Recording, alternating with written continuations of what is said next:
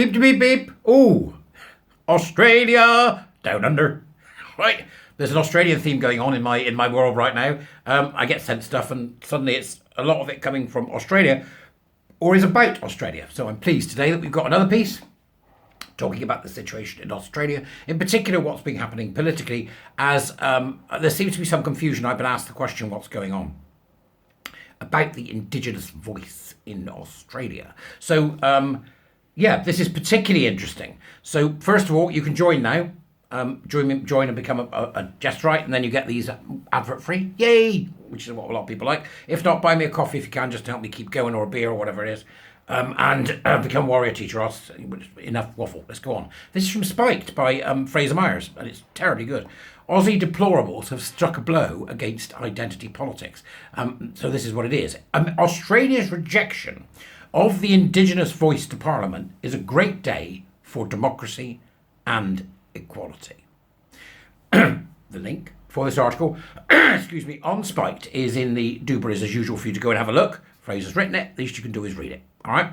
So in the end, the No campaign's victory was secured within just 90 minutes of the poll closing. Well, that in itself is pretty exceptional.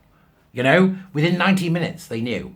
On Saturday, Australians rejected their government's proposal for an Indigenous voice to Parliament, with No winning decisively with 60% of the vote nationally.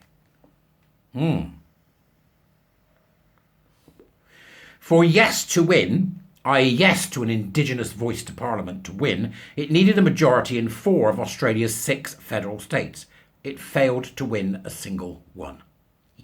They don't like it up 'em. Now you might ask yourself, hang on a minute, what's wrong with an Indigenous voice Parliament? But remember what I say to you about it isn't ever what it seems to be with these critical theorist nut jobs. Do you remember I've said to you this before? This is critical race theory. It's an attempt to get critical social justice and critical race theory elevation above all else in terms of theories and cults, essentially. So that's what the Australians have beaten. In voting No, Australians have done more than just reject the Voice to Parliament initiative. They have also reaffirmed some crucial democratic principles. A yes victory would have meant inviting unelected representatives of Aboriginal and Torres Strait Islander people to form a constitutionally sanctioned lobby group, or voice, supposedly to represent Indigenous views to the federal Parliament. Again, not what it appears, it's actually critical race theory. Details beyond that as to what powers this body would have to influence or veto legislation, an unelected body, get it? Or how its members would be chosen were kept vague by the Yes campaign and by Labour Prime Minister Anthony Albanese. Anthony Albanese. It's a great name, isn't it? The sooner Australians get him out, the better. Do what the New Zealanders does. Kick him out, swear, go, I'm going right now. Oi, Anthony Albanese, I'm going right. Get him out, right? Yeah, whatever precise form the voice might have taken, it was abundantly clear that giving Indigenous people a special constitutional body would have meant dividing Australia on the basis of race. See what it is yet, folks? Can you see what it is? Critical race theory. Dressing up. Critical race theory. It would have undermined the principle of one person, one vote. It would have made a mockery of the idea that all citizens are equal. This is the end game of something like critical race theory, is to elevate those who are seen as the new priestly class in our world. We ain't doing it. We're coming to get you, right? It is to the Australian people's immense credit that they have rejected the divisive, anti-democratic voice. Not least given the amount of pressure they came under to vote yes from their supposed betters. The political, cultural and business elites gave their near unanimous backing to the voice.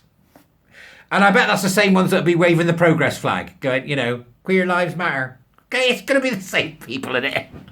They're grifters. It's good grift, though. You've got to give them that. They've got an entire country to vote. That's how good their grift is. It's like I say to the warrior teachers, we've got to make sure that we understand exactly how all this works so it never, ever happens again. The major banks, the mining giants, the national airline and national public broadcaster all threw their weight behind the Yes campaign. Big tech also put its thumbs on the scale, removing a number of videos on the spurious grounds that were spreading misinformation, which is usually just code for arguments the establishment disagrees with. This is just sounds so familiar. This is what they do, isn't it? Critical social justice nutters. It's what they do. The rejection of the voice really is Australia's Brexit or Trump moment. As in Britain and America in 2016, the Aussies masses have rejected the stern instructions handed down from the establishment and made up their own minds instead. Go, the Australian people! Did you vote no? Yeah. Right, 17. Stereotyping. I'm stereotyping Australians. To vote yes was to be on the right side of history. Aussies were told. Just so glorious.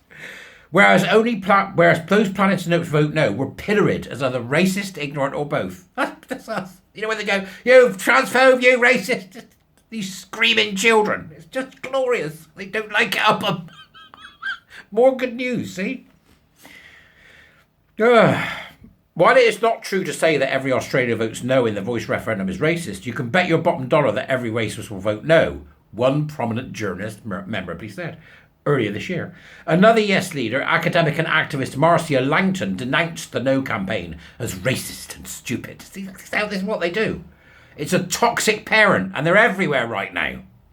If you're a dinosaur or a dickhead who can't be bothered reading, vote no, said TV personality Ray Martin at a Yes rally attended by the Prime Minister just 10 days before the referendum. These people. The Australian... What do you say, Martha? I'm voting no, right? It's amazing, right? Amazing. Despite all the propaganda from this particular bunch of elite monsters, all the propaganda that was thrown at them, they still voted no, the majority. It's just like, yeah, you can keep talking, mate. It's not happening. Special disdain was reserved for those no supporters from Indigenous backgrounds. What a surprise. What a surprise. Who do the trans nutters turn on the most? Desisters and detransitioners.